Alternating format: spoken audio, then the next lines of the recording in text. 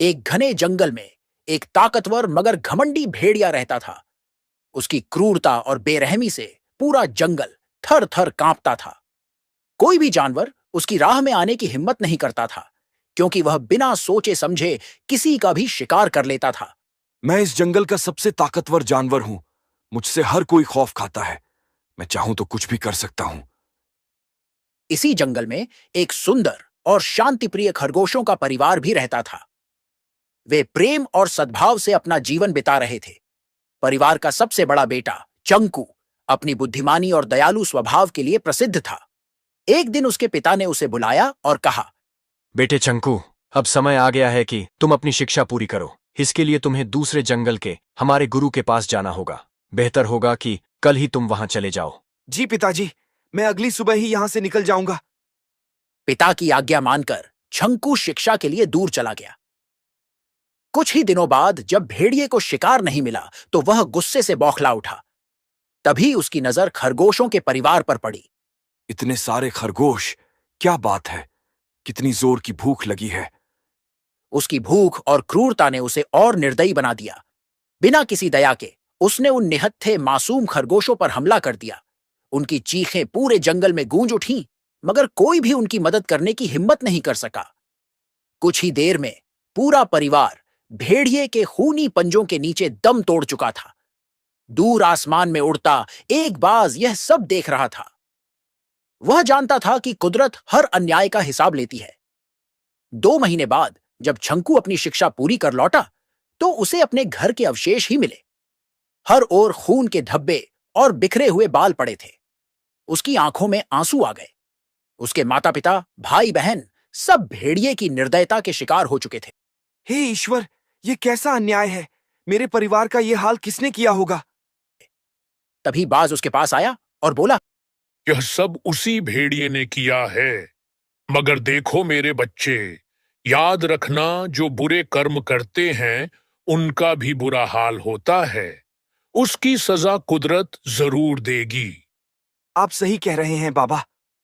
अगर कोई बुरा है तो इसका मतलब यह नहीं कि मैं भी बुरा बन जाऊं। कुदरत उसे उसकी करने की सजा जरूर देगी। कुछ दिनों बाद जंगल में घनघोर अंधकार छा गया। तेज हवाएं चलने लगीं और बारिश मूसलाधार बरसने लगी। भेड़िया इसे मामूली बारिश समझकर अपने शिकार पर निकला। इस मामूली बारिश की इतनी औकात नहीं कि मुझे हरा सके। लेकिन जल्द ही उसने महसूस किया कि यह कोई साधारण तूफान नहीं था। जंगल में पेड़ उखड़ने लगे, नदी उफान पर थी और आसमान में बिजली कड़क रही थी। भेड़िए को अचानक अपने चारों ओर पानी ही पानी नजर आने लगा। उसे एहसास हुआ कि वह धीरे धीरे दलदल में धंस रहा है। अरे नहीं, ये बारिश इतनी भयानक कैसे हो गई।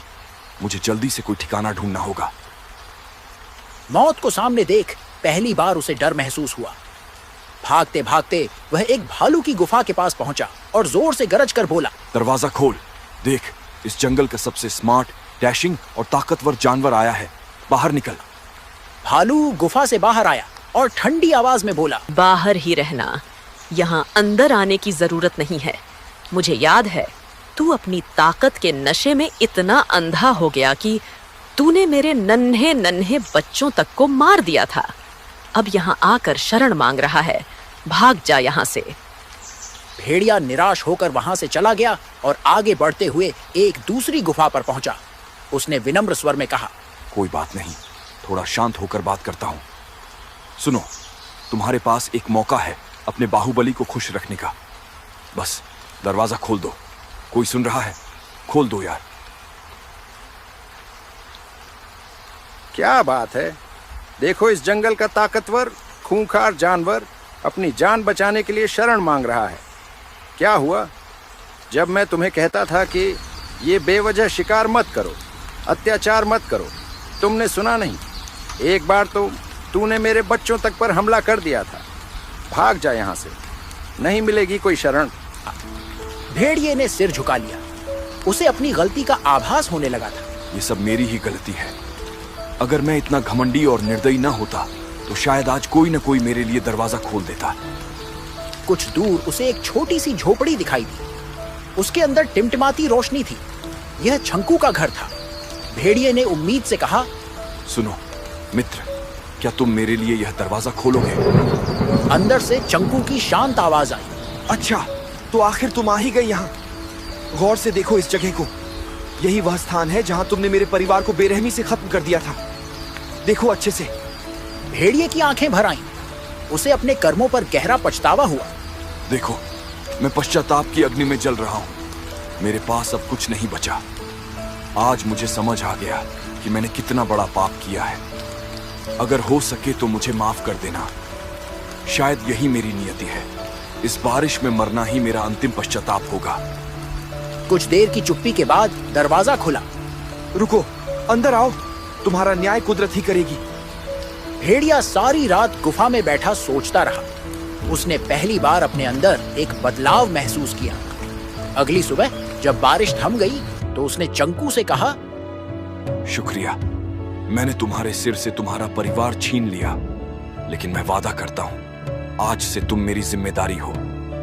मरते दम तक तुम्हारी रक्षा करना ही मेरा धर्म होगा। ये मेरा वचन है।